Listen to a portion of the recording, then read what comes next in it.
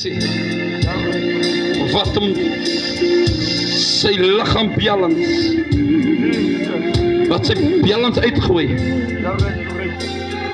ons bestraf dit in die naam van Jesus.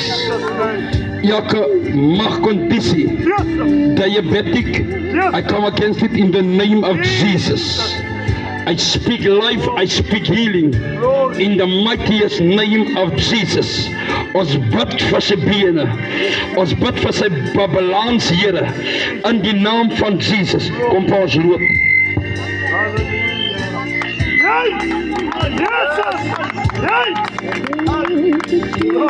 Kan sit maar. Staan jy op?